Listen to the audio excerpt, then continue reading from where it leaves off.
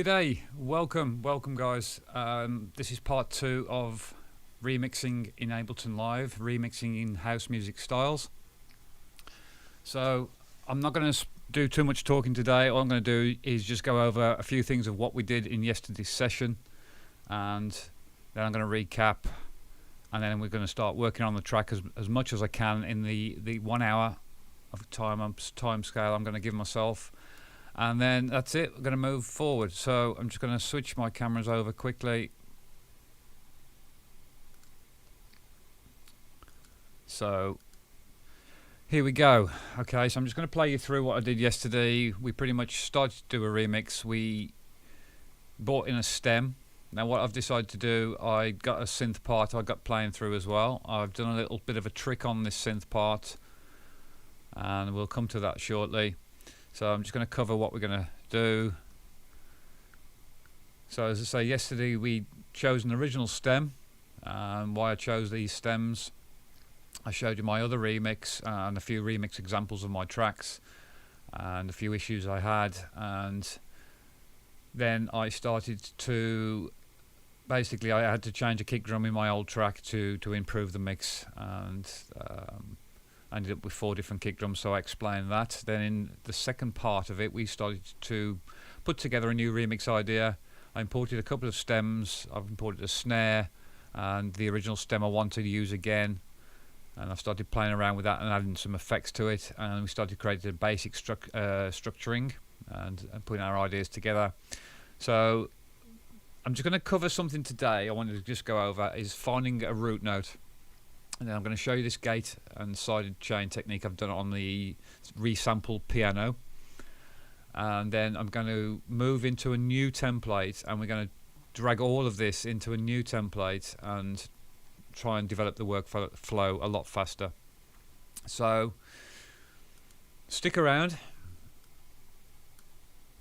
and I'm just going to play you through and I'll explain a few things, and then I just want to explain you something about MIDI and finding notes. I've got a little book here, one of my old favourite books. It's quite dated now, but all the techniques are, are still very useful. But the software things, excuse me, the software things are quite outdated in terms of technology and stuff. But the actual tips and techniques are still quite up to date. So I was reading through last night and I had a little gating technique, and I'll show you that very soon. There's also, I wanted to talk about MIDI and finding notes. There's a little website I've got here, and if we can just quickly look here, if you're on a PC and you haven't got Ableton Live, you can actually start extracting MIDI notes with a MIDI to pitch converter tool, and you can download that for Windows here. Ableton Live allows you to do this. If I wanted to take the pitch of this, it will allow me to slice the track or convert it to a new MIDI track, or the harmony or a melody, or I can convert a drum track there to a new MIDI. So a piece of audio, I could convert it to a MIDI track and it will try and plot it out, and that's what you can do with this MIDI melody to MIDI track. It will try and give you some form of root note. So for example, I could just do it on here quickly, slice to harmony or melody. Let's try melody. Now why I'm just talking about that, it sort of mentions here that if you feel that you're unsure about your ability to find the root notes in the proper key, let your computer give you a hand by employing a pitch to MIDI converter program. It lets you convert the pitches in audio files into a MIDI note performance. The translation is often not perfect, so don't expect miracles, but it narrows down your choices and gives you a performance from which you can start picking choice notes. So that's what this does in Ableton Live. If you can't do that in Ableton, in other software, there are tools to do it for you. So what it does, it just gives us some form of MIDI of what it thinks the root key is. You can see there it's coming up with an A. And I know the bass line's in D in this, and there are some notes in A as well. So that I just confirm that the track can be in A. I'm working in with a kick drum of D and a bass line of D, but it shows that particular part is coming up in the key of A. So it's a starting point. It gives you a kind of a melody point or a note point. And again, you can do the same with this section here. It might come up with different results, but I'm not going to waste too much time on that. But it's just one way of finding a root key to start playing around with. It's one of the quickest ways of doing that. So I'm just going to play through.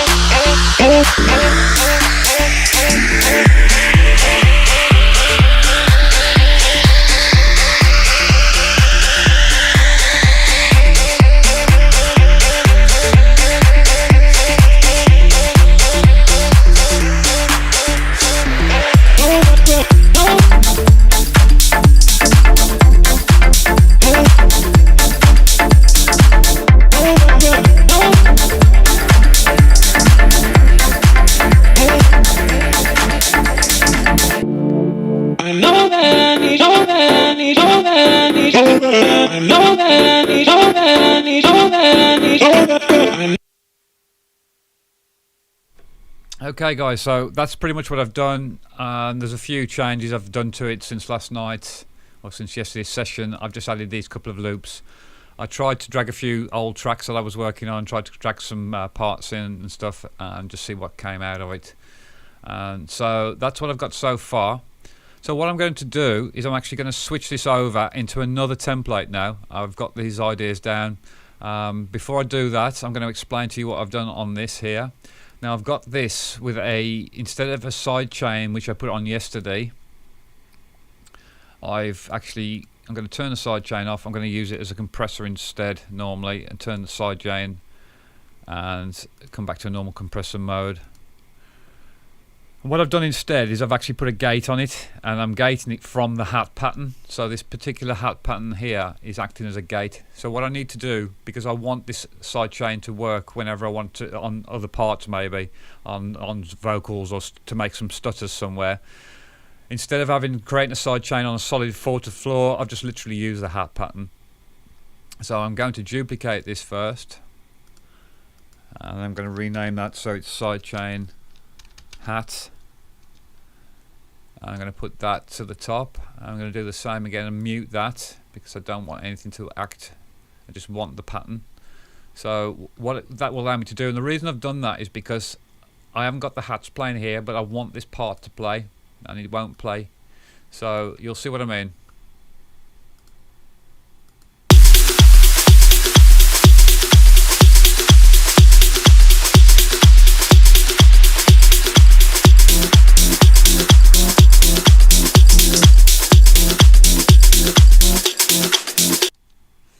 Okay, so it's basically sidechaining that. So what I'm going to do now is actually just pull this right across and close that sidechain off.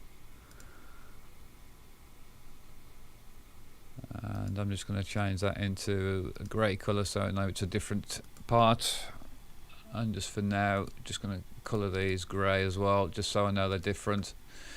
And that will then allow this to actually play as soon as I change the sidechain here from the hat. Or there you go, sidechain hat. It's still set up because that's the original one I used, and now I should have another hat pattern there, which is part 6. That's correct.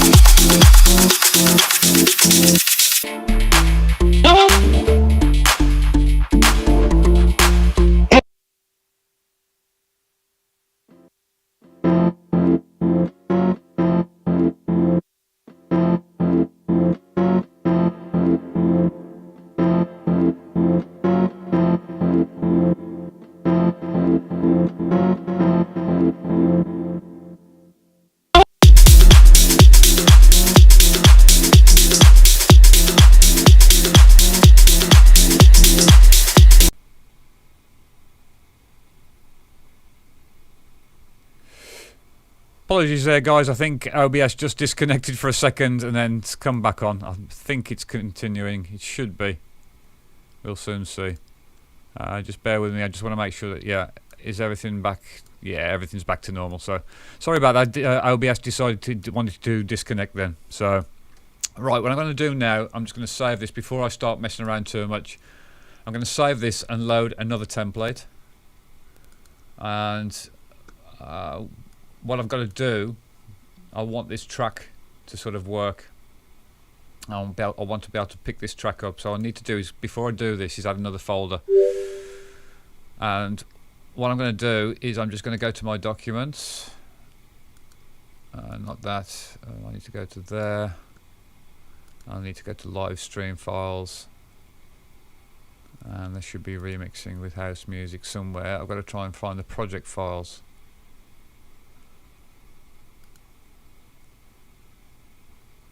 Just bear with me on this one because I forgot where I'm actually. There we go. Ableton create.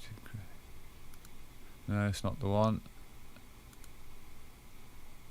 They've gone. I cannot locate the actual song files. Ah, there we go. That's what I want.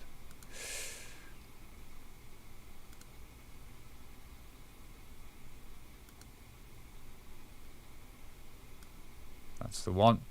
So I just need to add these projects to my browser.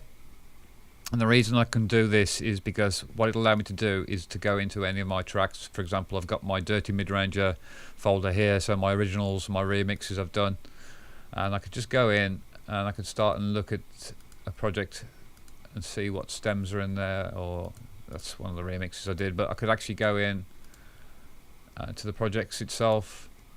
It will load up all of the parts that I created, all of the stems I created in that remix, and I can just drag them in. So in this case I'll be able to come to this track now, and there's all the parts I've just created here, and I'll be able to access those. So I'm just going to switch over.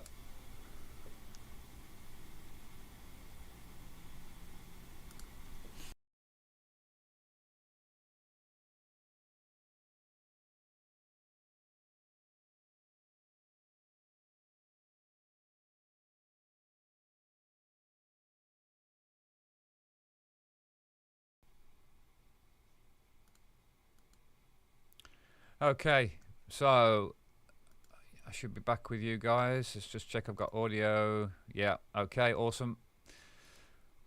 So what I've done here, this is an old remix. This is my old Deep Intoxicated remix I did for a competition. Doesn't contain all of the parts, it's just got the stems playing. I can't locate all of the drums that I've got here. Unfortunately, some of the samples are missing there because I lost a lot of stuff when my old Mac crashed. Even though I had it on backup, some of the stuff corrupted on the hard drive and the backup drive, and it's just taken me quite a while to actually just recopy those folders. I'm having to sort of double duplicate, copy them and onto the hard drive, onto the Mac, back onto the hard drive, because they still corrupt and they won't read. The hard drive won't read all of the files on this Mac, so I'm having a bit of a issue there. I've lost a lot of things. There's a lot of plugins missing.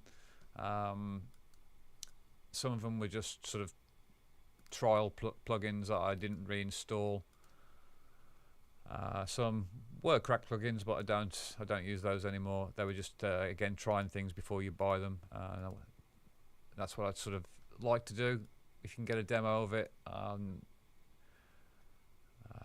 you know, it's good to try it out at least. That's why you sort of do with I think it's not Spire, the other one, Serum. I used to use just the demo version of Serum for 20 minutes, make a sound, and then just export it out as audio. But I don't have those plugins installed at the moment. So what I'm going to do here, I'm just going to strip a lot of these things out. That's meant to be a ride. I'm going to leave the channels in because it reminds me of what I want. And I'm going to strip a few things out. I'm going to start dragging in my other sections. So I'm just going to break this down a sec, leave that there. I'm going to insert a blank MIDI track, rename that new parts, because then I know. And then what I do is I put a whole MIDI file across there, and it just reminds me that I've got a new section that I'm inserting below. So we're just going to come to this, we're going to grab everything that I've made, apart from the pre-master and mic. I want the subs, I want everything in, so I want that subgroup, and there we go, there's all the parts dragged in. And as you can see, I've got a whole track kind of structured in some form of format. It may not work out exactly the same, but it gives me kind of a guide. It gives me something to work towards very, very quickly. Another example would be I could load this free house tutorial I've got here. It's just a free Ableton Live tutorial I found on the internet, and you just load it up, and there are parts in there, but I just strip it out, maybe use the instruments, the sounds, use some of the drums, maybe some of the effects. And it's good to see how somebody else's wider project, and you can kind of reverse engineer that project, and you can learn a lot from that. But this is, for me, is kind of one of the best ways. And if you've got a project that works well, and you've done a lot of work on it and it flows, why not sort of use the structure, the template again? So I'm going to get to work on this now. I'm going to go quiet for a while. I'm just going to literally just work along on this.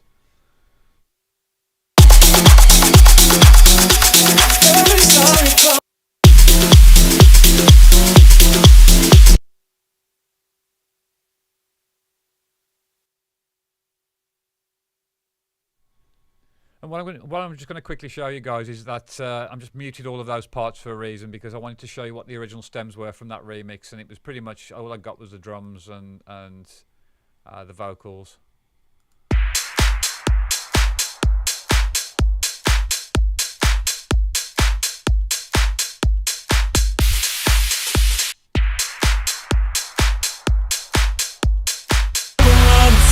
I'm in ecstasy every time. Ain't got no come around for it. I'm in ecstasy.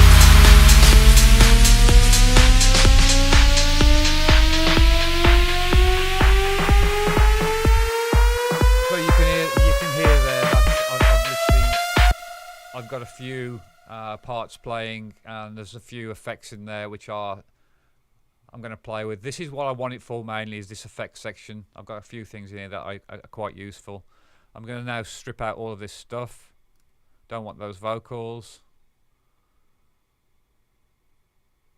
I want these parts back on.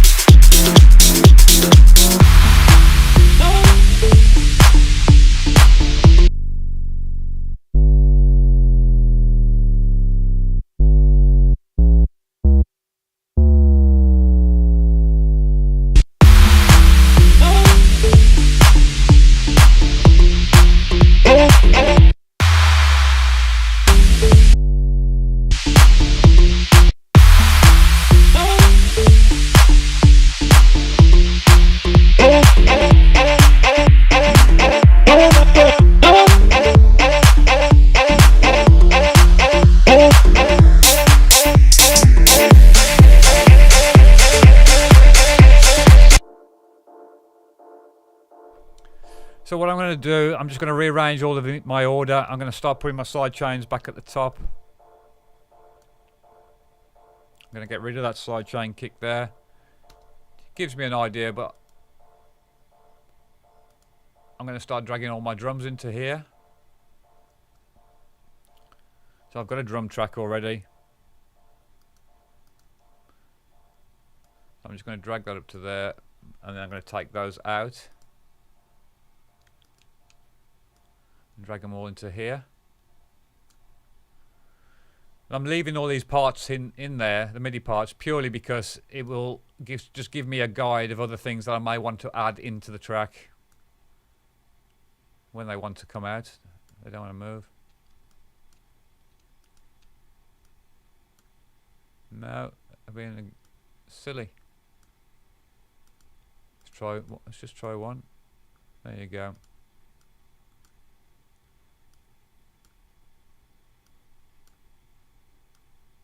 So I can get rid of that drum group now.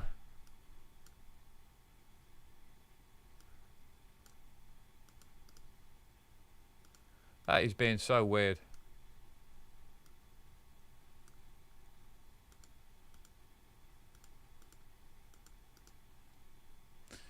I'm going to duplicate that because it's being silly.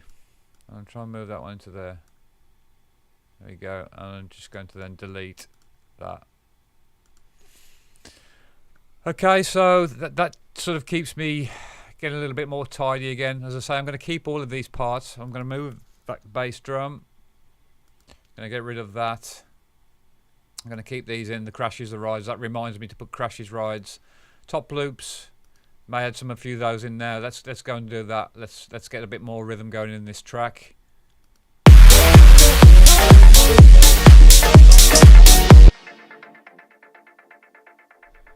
Now, as you can hear there, you can see here I've got other parts that don't want to be there at the moment, so I need to find that piano. I need to go into that chord stem. I need to delete or just mute this at the moment. So it's, it's just doing a little bit of homework, a bit of tidying up and stuff. Got to mute that one as well.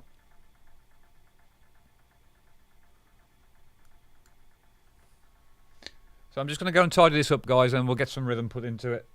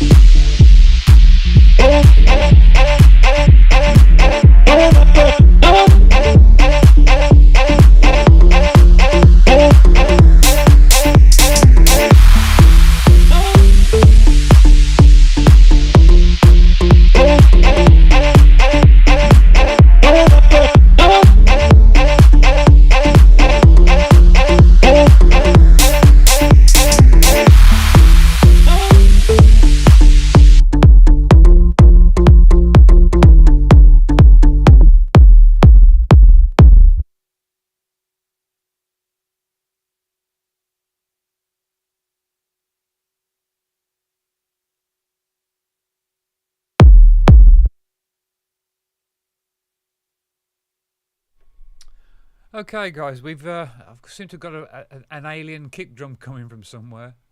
I thought the sidechain trigger was playing, but we've still got a kick drum coming through that shouldn't be playing. So I just need to locate where that's coming from. What I'm doing is just routing it through the sub.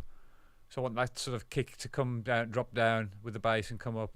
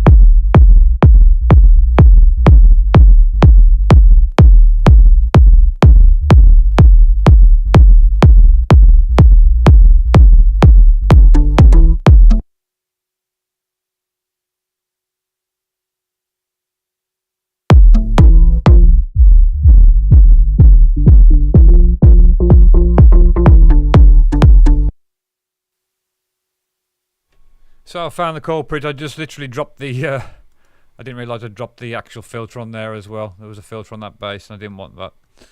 And I was controlling the wrong one. Silly me.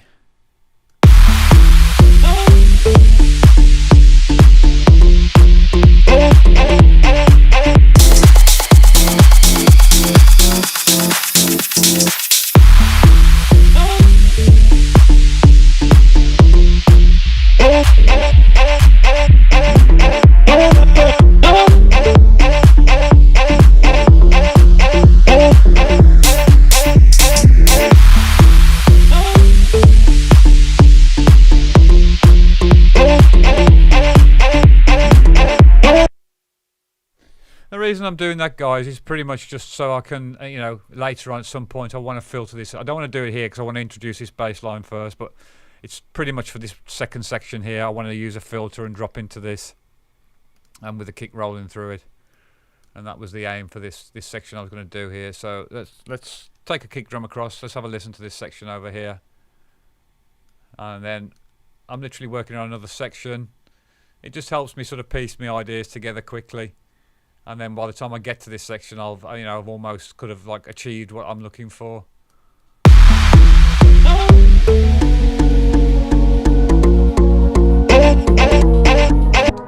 So you can hear there's quite a few things out of tune there, a few things I've got to sort out. I've got to find out what's going on. There's probably a few effects that are not needed to be there. Yeah, these need to be gone. I'll just delete them for now. I might want the sounds at some point, but that's a completely different track. Let's just get rid of the midis altogether. And the same with this. Nothing on this high bass. We might want that later. That might be a note I can play with again. Yeah, let's bring that down to a D. Or maybe let's go into an A, actually. Let's go into an A. Let's see if we can come up with something in this section now.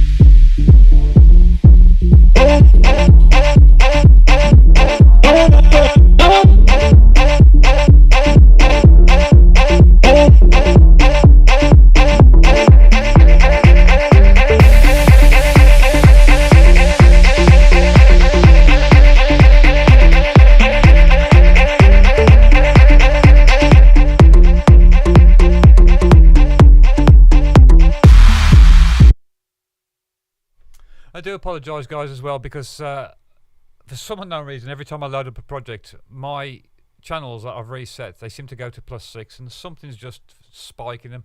And I think it's my Vestax mixer, actually. I think something's just spiking my channels, and without me noticing. So I apologise if some elements are quite loud in the mix there. It's a case that I'm not spotting things until I sort of start adjusting other things, and I realise everything's so loud. It's just crazy. I don't know why Ableton keeps doing this at the moment, but I don't know whether it's a bug or what, but everything just goes to +6. So I'm just going to carry on, guys. I'm just going to keep on building, keep on working on this. I've got another half an hour to go yet.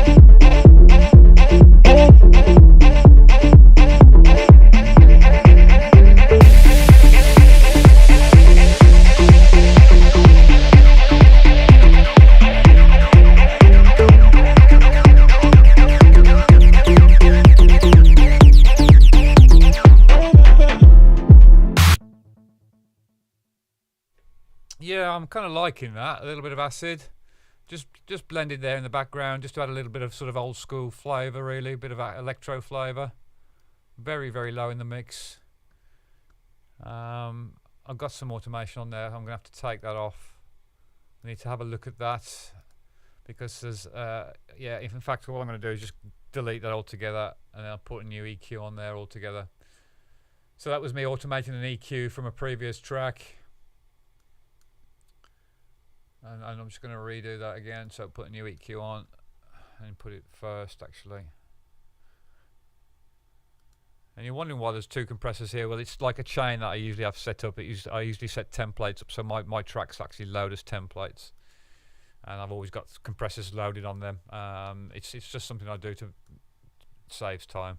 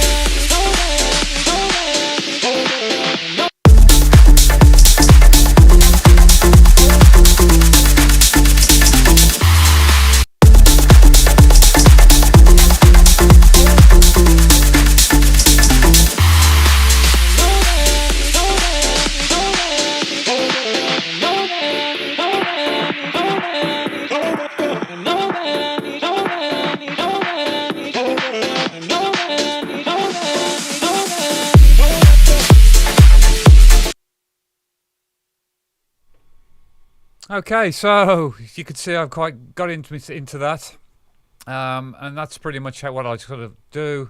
I'm going to start wrapping up pretty much now, guys. It's been nearly an hour, so I want to try and keep it under an hour, or around about an hour as much as I can. So that's what I'm going to do. I'm going to continue to work on this over the weekend. I'm going to see what I can do and put together, and then I'm going to come back with another session and show you what I've done and where I've got to with it.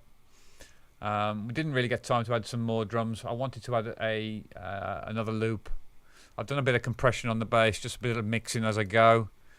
Just bringing the snares up with a bit of compression. Again, I should put an EQ onto here. And I will just, let me just do that.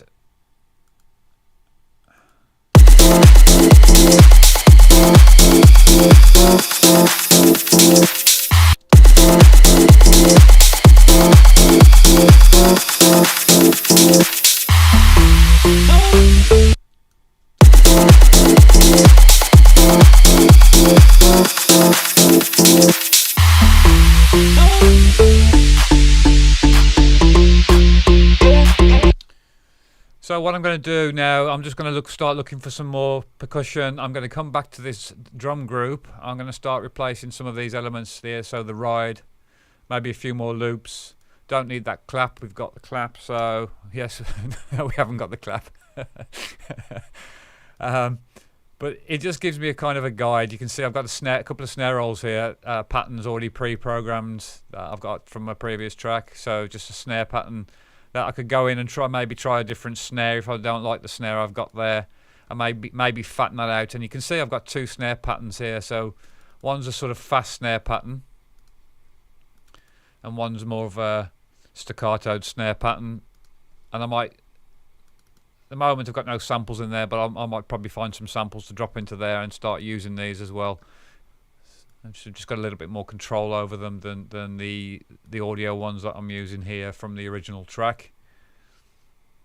So I might want something a little bit more weighty. This is quite thin at the moment. It does work, but that may, as I say, may change. So that's what I'm going to continue to do with this for the rest of the afternoon. I'm going to start sort of getting rid of a few more things, tidying a few things up like this. I don't need this old school riff. That's from the previous track. That's a riff I got in there.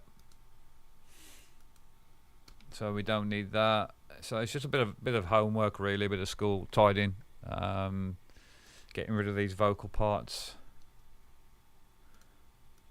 But the reason I keep them sometimes is because there might be effects on the channels. Let's just have a quick look. See, I've got stuff on there that may be useful, a setup that I've done. So for example, I've got de-hesses on there on the vocals. Just helps take some of the sibilance out. It acts like a compressor, but it just takes some of the sibilance out of the vocals, some of the S's and the sharp tones. So I do like to use a vocal de-esser on vocals. De-esser compressor. Yeah, so there's a few things like here. There's ghost sidechains in there from the other track. I don't need those. I do want the crash, to keep the crash patterns there because they might be useful again. Might give me some idea of how I place my crash patterns around. Again, they're just visual guides, and don't need a clap loop there. We can get rid of that. We've already got one there. So that is pretty much wraps it up for today, guys. I'm just going to continue to play it out one more time, what I've done so far. So just opening up the project, you can see what I've done.